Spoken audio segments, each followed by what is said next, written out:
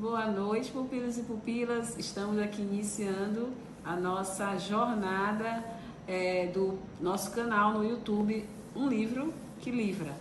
E a gente vai iniciar por essa belezinha aqui, né? Especialistas em pessoas, soluções bíblicas inteligentes para lidar com todo tipo de gente, de Thiago Brunet. Então, o que esse livro pode trazer para vocês, né? Eu já até comecei a introdução lá no dia do lançamento do canal, falando quais eram os benefícios que a gente iria encontrar dentro desse livro. E eu vou repetir, vamos lá. Esse livro, o que você vai encontrar, né? Aprender a sobreviver à inveja, às fofocas, às intrigas. Elas sempre vão existir, você não tem como se livrar, então você vai aprender a conviver com esse tipo de coisa. Identificar quem são as pessoas incontornáveis de sua vida e aprender a lidar com elas. Aprender a deixar as pessoas erradas a irem embora de sua vida, isso é muito importante. Aprender a relacionar-se por ordem de prioridades. Entender as teorias de classificação de pessoas. Entender e aplicar as 3 esferas de amizades. Isso vai mudar a sua vida. Isso aqui é bem interessante. Ter sabedoria para falar, para pensar e falar. Afinal, você está lidando com seres humanos. Conhecer a teoria do 2 em 1. A difícil arte de viver a 2. Viver sozinho geralmente é a pior. Aprender a ter princípios que sejam mais fortes do que os seus sentimentos. E tomar remédio contra o orgulho. Isso é surpreendente. Conhecer e aprender a avançar na trilha da vida. Observar com mais sabedoria o espelho da vida. E ser munido de ferramentas milenares para resolver problemas relacionados a... Ser munido de ferramentas milenares para resolver problemas de relacionamentos atuais. Ah, muito bem. Me perdi por um instante. Então vamos lá. Vamos começar pelo capítulo 1. Eu não vou ler livro aqui, gente. Eu vou contar para vocês, lendo capítulo a capítulo, as partes mais importantes e dizendo para vocês em que momento isso foi importante e de que maneira eu recebi essa mensagem e consegui transformá-la em benefícios para mim, né? Então vamos contextualizar a história. Eu fui ler esse livro logo depois da minha separação. Eu comprei antes, um mês antes da minha separação, li a introdução, não me agradei, não funcionou absolutamente nada, não girou chave nenhuma. E logo depois que eu me separei, que a coisa aconteceu. Por quê? Porque quando eu me separei, eu saí da minha relação com uma mochila de culpas, né? Como se o fim do casamento tivesse sido relacionado às minhas atitudes. Eu tinha sido considerada a única culpada disso tudo. Então, além disso, eu saí com uma série de informações ao meu respeito, né? Tipo, que eu era muito chata, ou que eu já não era mais interessante, ou que eu já não me encaixava mais naquele ambiente, ou que eu era muito uma pessoa muito difícil de lidar, enfim, tudo aquilo que pode ser atribuído à minha pessoa foi atribuído até para poder justificar a atitude, né? E uma atitude que ela, por ter sido muito protelada, ou seja, às vésperas de uma cerimônia de casamento, então ela precisaria estar muito embasada pela pessoa que estava solicitando a separação. E aí, nos dos últimos argumentos, restou ele fazer uma colocação referente à Bíblia, dizendo que ele precisava se separar de mim naquele momento, até porque nossos caminhos deveriam se separar, assim como foi em Abraão e Ló. Eu disse... Tá me confundindo, eu sou a Sara. Ele disse, não, é Abraão e Ló mesmo. Então, assim foi dado o golpe de misericórdia. E a gente acabou se separando. Mas vamos focar no livro, né? Porque nós estamos aqui para falar de livros que livram. E são livros que livram em momentos importantes, né? Porque tem situações também que vocês vão reconhecer no decorrer dessa nossa jornada toda, porque não é só esse livro, são vários livros que foram fundamentais em momentos importantes, é que nem todo livro ele é considerado muito bom ou é avaliado de maneira positiva quando ele é lido num momento errado. Então, assim, se você acerta o livro no momento certo, esse livro ele é capaz de transformar a sua vida inteira para o resto da vida, certo? Como se eu falasse o seguinte, eu tenho eu sempre digo, gente, eu me tornei empreendedora, eu devo ter nascido empreendedora, eu devo ter gostado de mexer com vendas, eu devo ter feito tudo isso desde da minha infância, não sei dizer, não sei. A minha mãe costuma dizer que eu era arquiteta desde criança, porque eu pegava os ketchup, maionese e desenhava no prato casa, árvore, tudo, carro, esperando a pizza chegar.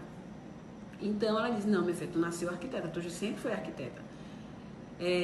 Coisa de mãe. Em relação à minha questão para vendas, eu amo vender, eu gosto de vender, eu vivo vendendo tudo, né? Não vendendo minhas coisas, gente, calma. Eu vendo o tempo todo, vendo meus produtos, vendo minha empresa, vendo meus projetos, enfim, eu vendo, vivo de venda e gosto disso, né? E o que não se distancia de empreender, né? Então, quando você gosta de empreender, você não tem só um negócio, você tem vários negócios e você tem condições suficientes de gerir todos esses negócios, né? De acordo com uma receita sua ali. Logicamente que existe uma base técnica para tudo isso, mas a gente tem a nossa receita pessoal própria. Então, com a questão do livro, o livro certo na hora certa, ele te livra. Isso é real, isso é real. E esse livro aqui, ele me livrou. Ele me livrou de uma depressão, ele me livrou de uma ansiedade, de uma crise de ansiedade muito grande em vários momentos. Ele me livrou de eu me afundar. Eu saí com a minha autoestima baixa, mas de eu terminar de me afundar. Ele fez isso comigo. E ele colocou cada macaco no seu galho. É impressionante como ele teve esse poder, né? Então hoje nós vamos falar desta belezura aqui, do Thiago Brunet. Indo diretamente para o capítulo 1, ele fala das 3 esferas de amizades: os amigos íntimos, os amigos necessários e os amigos estratégicos, certo? Aqui ele coloca que os nossos amigos íntimos, eles são de fato poucos amigos, certo? Os nossos amigos necessários são um pouco mais, e os nossos amigos estratégicos são vários, né? São vários tipos, né? De várias pessoas, na verdade, quantitativo, tá? E aqui ele menciona Jesus Cristo como exemplo. Ele diz o seguinte: Jesus Cristo ele tinha 12 apóstolos. Os apóstolos de Jesus Cristo, eles eram considerados necessários. Por quê?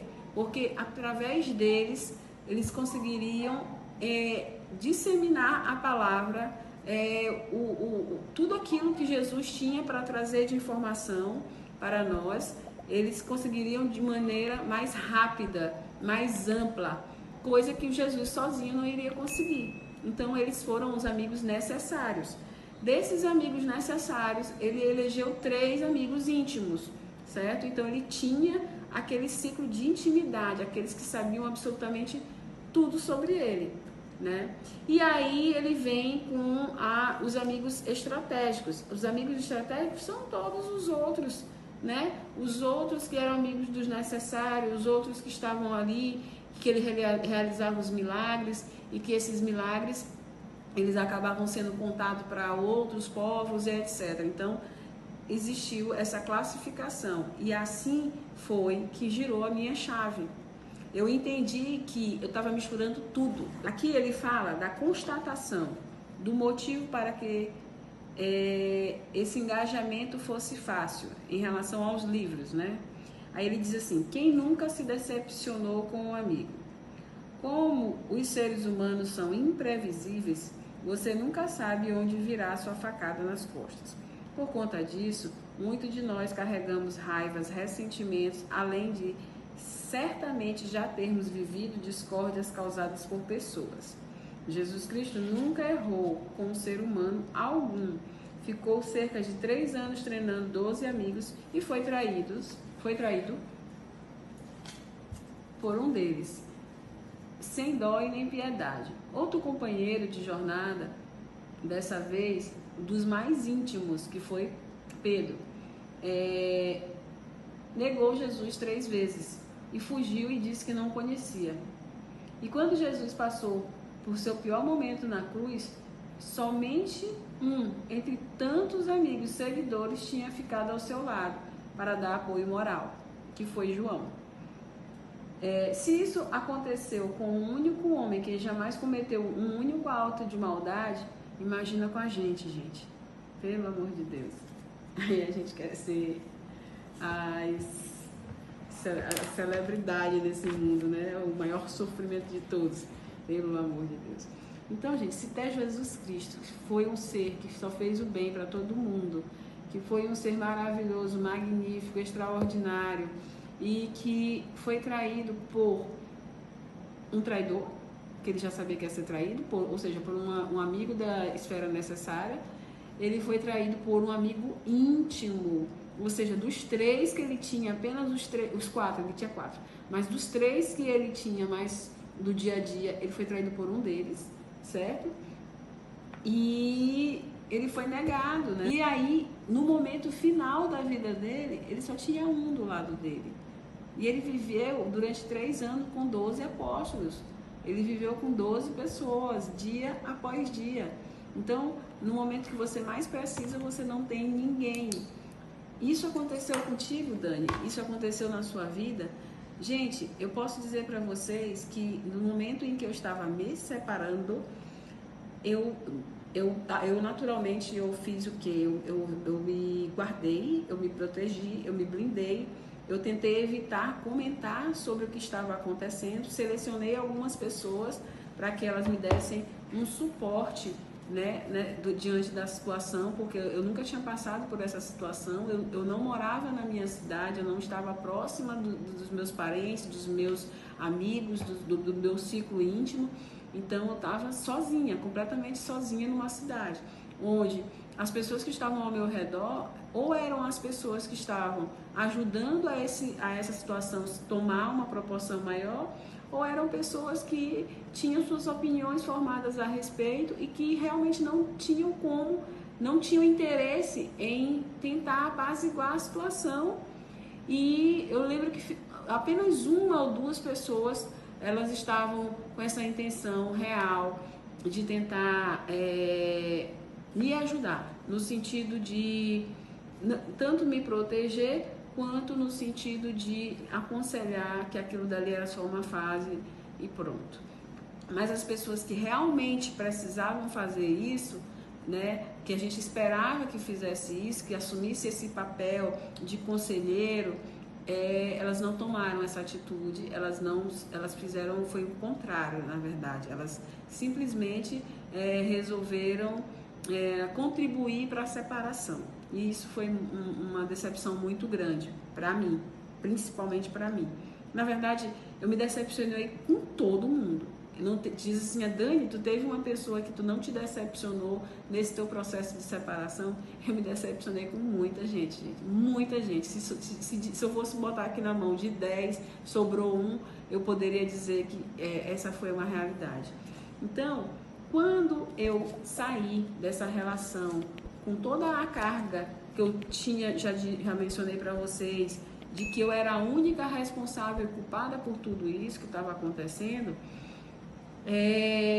eu ainda saí muito confusa em relação a quem eram as pessoas que estavam de fato do meu lado, quem é que estava me ajudando, quem é que estava torcendo, quem é que estava sendo falso, quem é que estava com inveja, eu passei um caos, né? E eu já estava lidando com situações parecidas como essa durante os últimos 5 anos. Por quê? Porque a gente recebia muita gente naquela casa, a gente estava o tempo todo rodeado de um monte de gente, mas eu sabia que aquelas pessoas, nem todas aquelas pessoas eram amigas da gente. Eu sabia que aquelas pessoas, elas tinham interesse em estar ali, porque estava tudo à vontade, de graça, elas não faziam absolutamente nenhum esforço para estar ali, no sentido de contribuir. Então, assim, não era só isso, era um ambiente competitivo, era um ambiente onde era de muita vaidade, muito fuxico, muita inveja, muita fofoca, futilidade, certo? Tanto que eu, muitas das vezes, me via em rodas que não eram das mulheres, porque as mulheres se sentavam à parte para poder ficarem conversando da vida alheia. A realidade era essa, de interior. Mas eu não gostava daquele ambiente. Eu tenho um bloqueio auditivo para fofoca, para inveja, para confusão. Ele bloqueia. Eu não gosto. Eu gosto de estar. Eu preferia estar na roda dos homens, que era falando de negócios, que era falando de viagens, de ideia, do que estar nessas rodas. Então eu geralmente não estava aonde o bando estava, o rebanho estava. Eu sempre estava do lado oposto. Eu sempre me dava melhor com os amigos do meu ex-marido, porque eram homens que conversavam sobre coisas interessantes, certo? Então, era ali que eu conseguia desenrolar alguma coisa. E eu nunca fui uma pessoa de perder tempo com mentira, com conversa, com fofoca. Nunca me agradou. Nunca me agradou.